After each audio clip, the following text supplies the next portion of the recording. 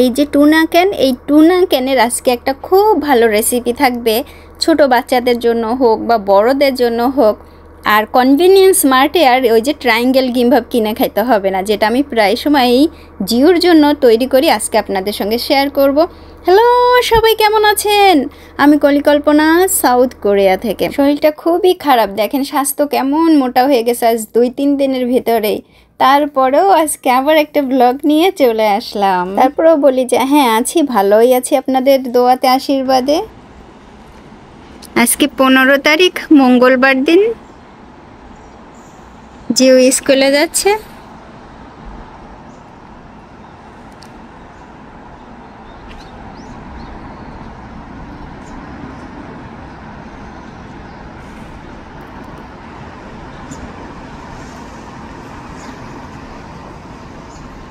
আমার মাঝে মাঝে দূরের আকাশ দেখতে, ওই যে আছে না হাইওয়ে, ওই হাইওয়ে দেখতে খুব ভালো লাগে।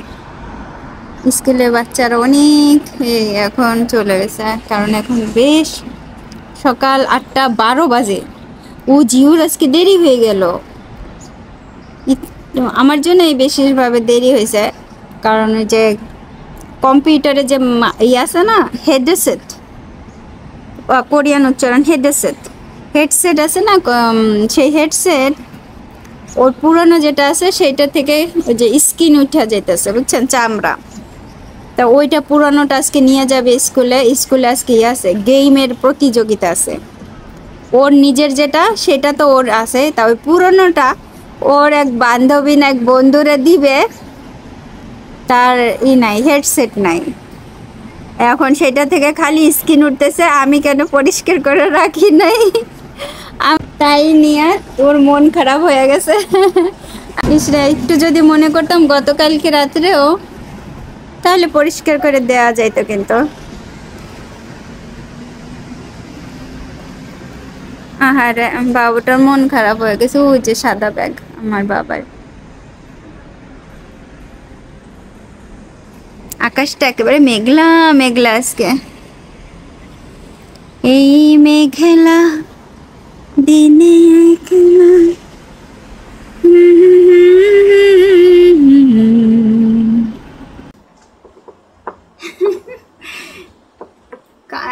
কালো কালো আসতেছে লাইট জ্বালাই, কি পরিমাণে স্বাস্থ্য ফুলছে দেখছেন।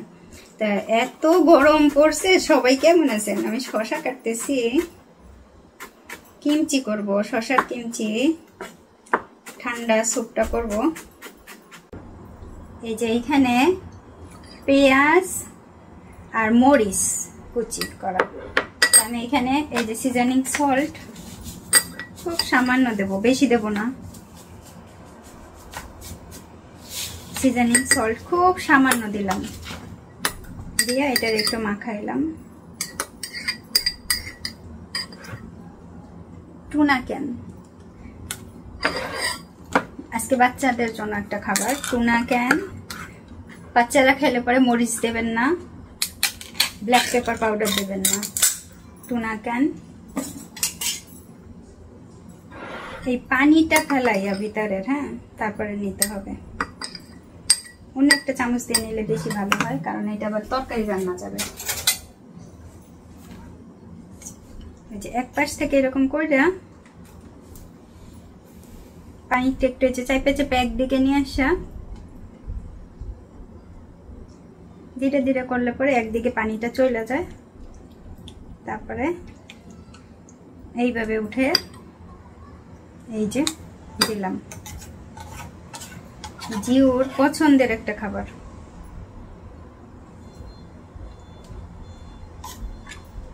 এইটুকু রাইখে দেবো, আবার কোনো তরকারিতে দেওয়া যাবে, খুব ভালো লাগে তরকারিতে দিয়ে খাইলেও। পিষে নিতে পারেন একবারেই, নাও পিষতে পারেন, কোনো সমস্যা নেই, কারণ এটা না পিষলেও ওই একই রকমই দেবে, ভালো লাগবে, খুব ভালো লাগবে। ব্ল্যাক পেপার পাউডার,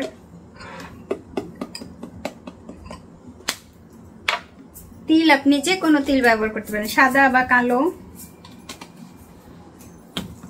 দুইটা ইউজ করতে হবে এমন না, যে কোনো একটা ইউজ করলেই হবে, স্বাদের জন্য দেওয়া হয়েছে। মধুটা অবশ্যই দিতে হবে, কতটুকু মধু দিছি, 1.5 চামচের মতো তো দিছি। এখন এটারে মিক্সিং করবেন। এর ভিতরে কিন্তু আরো একটা জিনিস দিতে হবে, হালকা একটু মিক্সিং করে নেই আমি আগে।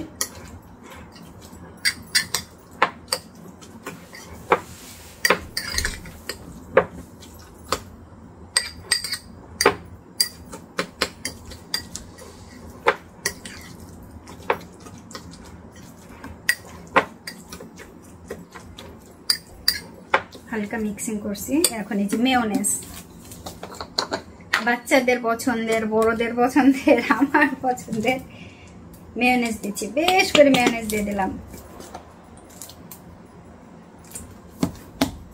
অনেকটাই দিছি মেয়োনেজ। 2-3 চামচ তো হবে। কয় চামচ হবে এখানে? 1 2 চামচ বড় বড়। এই যে এই চামচটা কিন্তু অনেক ছোট। এটা এখন মাখাইতে হবে। মাখান, ভালো করে মাখান।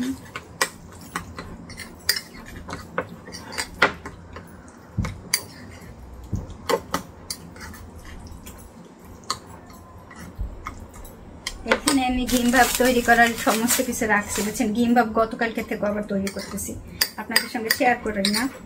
খালি ডিম ভাব তৈরি করতেছি, খুব ভালো লাগে খাইতে, বুঝছেন।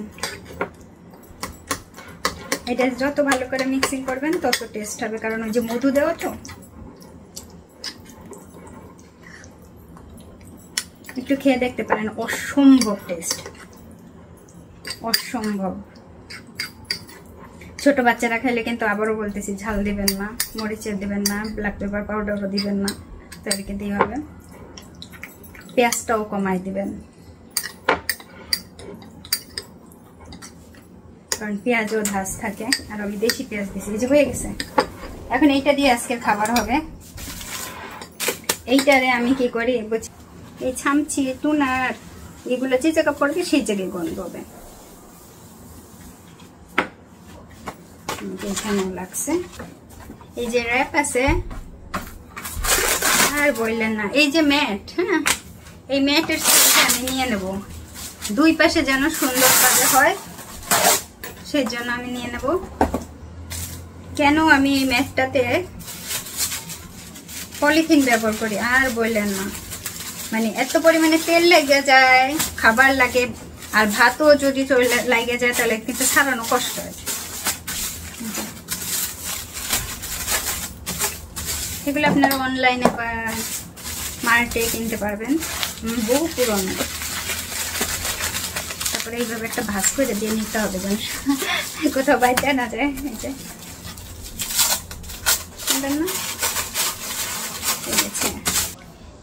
এই হচ্ছে সাদা ভাত, একেবারে সাদা ভাতই লাগবে। তার সাথে হচ্ছে ছামখিরুম, তিলের তেল, সিসেমি অয়েল, এটা আমি দিয়ে দিচ্ছি। কতটুকু দেব? ভাতে যতটুকু আপনার দিতে ইচ্ছা করবে, ঠিক আছে, ততটুকু দেবেন। তা আমি আন্দাজ মতো ভাত তো অনেক নিছি, তার ভিতরে দিয়ে দিলাম বেশ খানিকটা তিলের তেল, সিজনিং সল্ট। এখন সিজনিং সল্ট কতটুকু দেবেন সাবধানে দেবেন, এতে কিন্তু খুব বেশি লবণ হয়ে যায়। ভাতটা যেন পরিমাণ মতো লবণ হয়, সেইভাবে। কম বেশি হইতেই পারে প্রথম করলে, পরে আস্তে আস্তে ঠিক হয়ে যাবে। এই যে লবণ দিয়ে এখন এই ভাতটাকে মাখাইতে হবে। এইভাবে হাত দিয়ে মাখাবেন, হ্যাঁ মাখাইতে পারেন, গ্লাভস পরে মাখাবেন, মাখান। সাধারণত গিম্বাব যারা তৈরি করে তারা গ্লাভস পরে নেয়। তা ভাত গরম, আপনি হাত দিয়ে মাখাইলে খুব কষ্ট হবে, চামচ দিয়ে মাখাইয়েন এইভাবে, তাতে সুবিধা হবে। এইভাবে মাখাই নিতে হবে। আপনারা, আমি অনেক সময় কোরিয়াতে যারা আছেন বা অনেকে আছেন যারা এই টুনা ক্যান খাইতে চান, কিন্তু কিভাবে খাবেন জানেন না।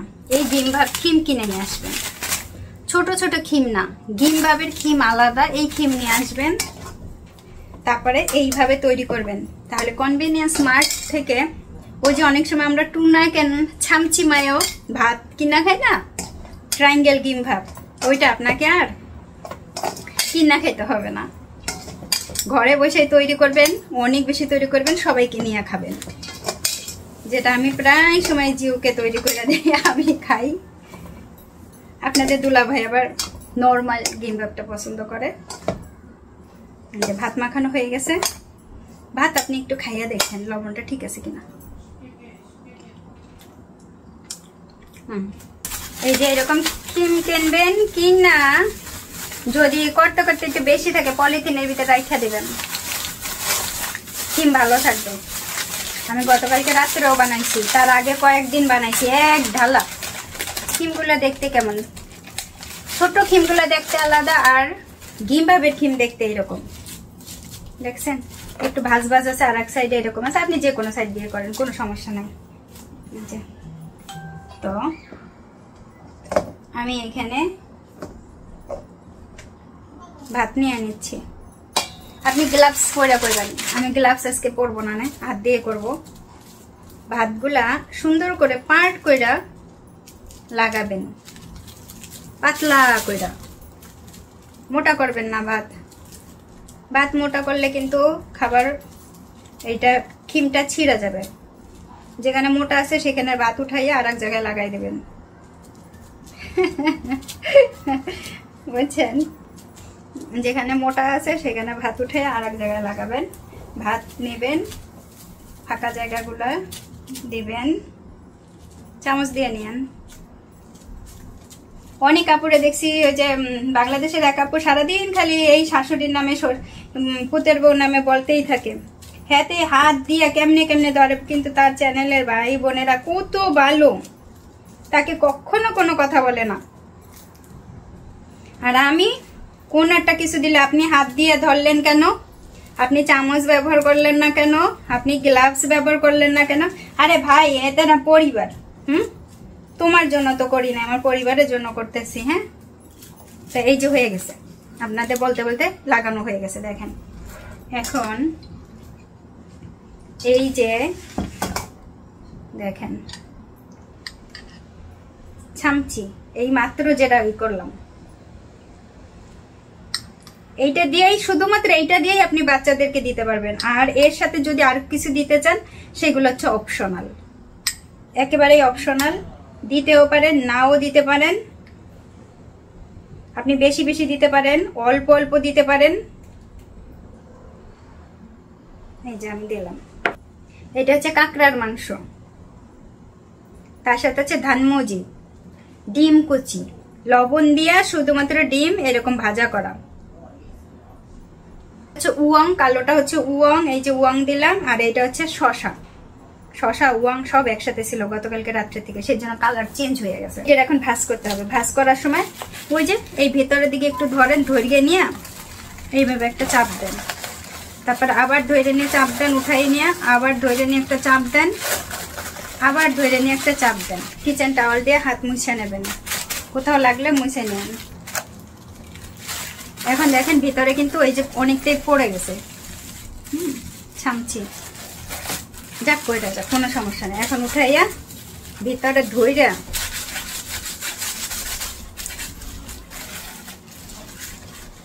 জিউ বলছে অনেক বেশি করে দিতে, আমি দিচ্ছিও কায়দা মতো। এইটা এইভাবে একটা সুন্দরভাবে একটা টান হয়ে গেছে। মুইসা দিয়ে পাশ থেকে ডিম পড়ছে, ডিম খাইয়ে ফেলে পড়লো।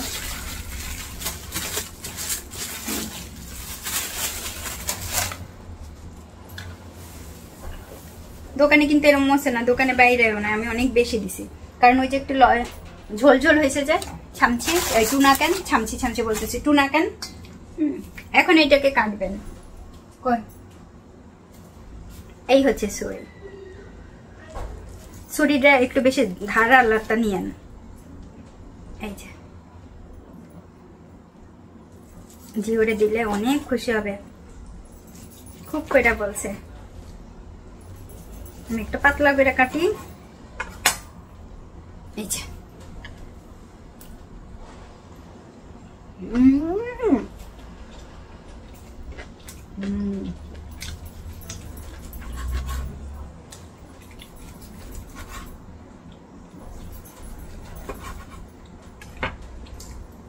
হইতেছে ডিম ভাব।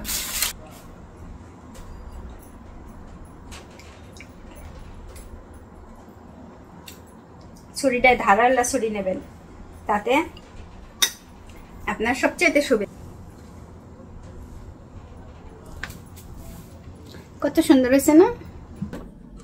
সকালে ঘুম থেকে ওঠার পরে, আসলে ঘুম থেকে না সকালে খুব বেশি একটা তাড়াতাড়ি উঠতে পারি না আমি, রাত্রে আরো মেলাগুলো ওষুধ খাই তো। এই হচ্ছে চিকেন কচি, এইগুলো যে বাচ্চারা এখন পছন্দ করে, দেখেন অনেক স্পাইসি চিকেন, একেবারে কিভাবে ভিতরে আছে দেখেন, এই যে প্রচুর পরিমাণে। ওই দেখেন আমি এই ফয়েল পেপারে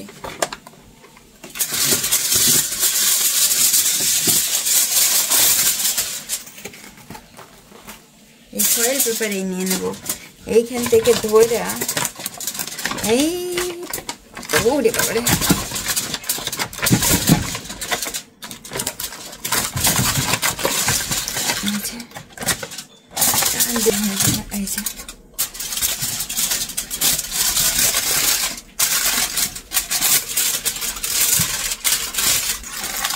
এর ঝোল আবার করে না যে এটা নরম হয়ে দেব, এটা একেবারে সাবধান, অনেক গরম। এই হচ্ছে অবস্থা।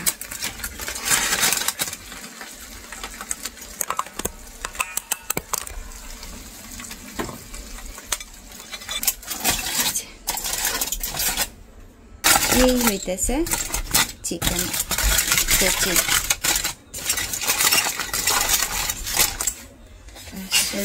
ভাত।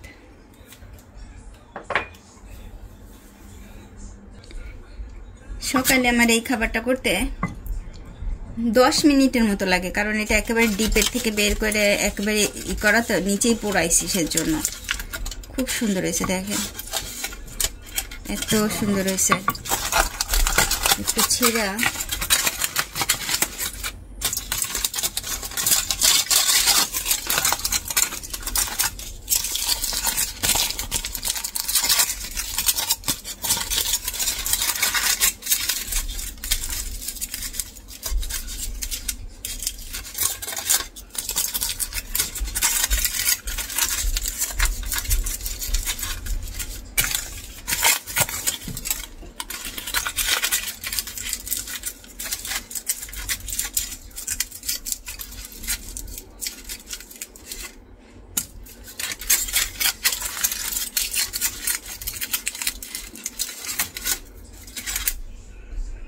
এই হচ্ছে আজকের সকালের খাবার।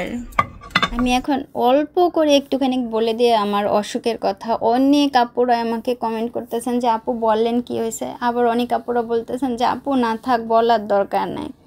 তাও আমি একটু করে আজকে বলি, পরে আবার ডিটেলসে বলবো। আমার এই অসুখটা আজকের না, প্রায় 7 বছর ধরেই। বছর 4 আগে আমার বাবা মারা গেছে, তার কয়েকটা দিন আগে আমি একবার অপারেশন করিয়েছিলাম। তখন আমাকে ডাক্তাররা বলছিল, সেই ডাক্তারের কাহিনী আমি ডিটেলস বলবো। ওই কাহিনী শুনলে পরে আপনারা নিজেরাই বলবেন যে কোরিয়ার মতো একটা এত উন্নত একটা দেশে কিভাবে এই ভুলটা করলো। এবং আজকে ধরে না, আমি কিন্তু এই যে ইউটিউবে ভিডিও আপলোড করলে প্রায় সময় ধরে আপনাদেরকে বলতেছি যে আমার না শরীর ভালো না, আমার খুব খারাপ লাগে, শরীর খুব অসুস্থ। তখন অনেক আপুরা বলছেন যে হ্যাঁ আপু ডাক্তার দেখান। আমি কিন্তু অনেকবার ডাক্তারের কাছে গেছি, এই সামনের ডাক্তার, ওই পিছনের ডাক্তার, এই বড় একটা হাসপাতাল, ওই বড় হাসপাতালে প্রচুর ডাক্তার দেখাইছি, একটু আধটু পরীক্ষা করাইছি। গতবার গেছি যাই বলছি যে আমি একেবারে এমআরআই করবো, এইবার না এর আগের বারও, কয়েক মাস আগে।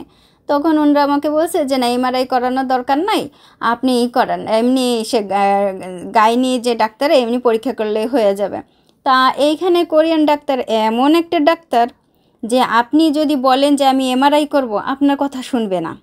এই ডাক্তার যেটা ভালো বুঝবে, যেটা করতে বলবে শুধুমাত্র সেইটা করবে। অথচ আমাদের দেশের ডাক্তার, আমি এইবার উপলব্ধি করলাম যে আমাদের দেশের ডাক্তার অতিরিক্ত ভালো।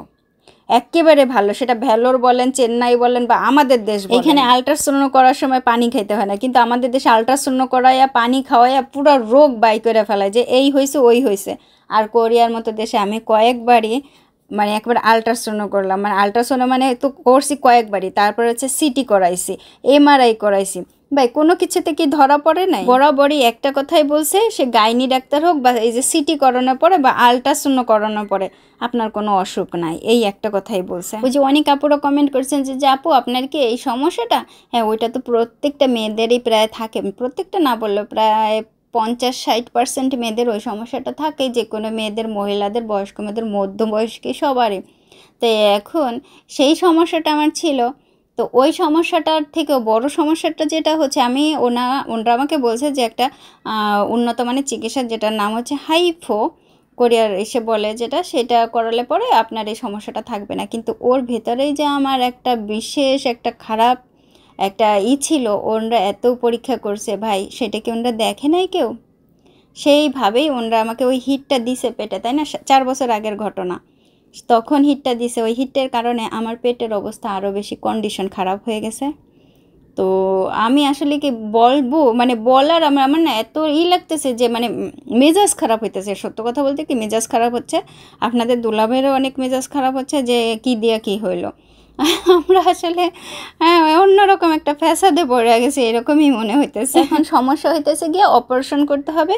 এখন এই অপারেশন করার সময় আমাদের দেশের থেকেও কোরিয়া আরও অন্যরকম। আমি আসলে কি সামনাসামনি এসে আমার প্রবলেমের কথাটা আমি বলবো একদিন, যে সময় আমি সময় পাবো। হাসপাতাল থেকে আসবে, ফোন আসবে, এখন সে ফোনটাও আসতেছে না, বলেন তো।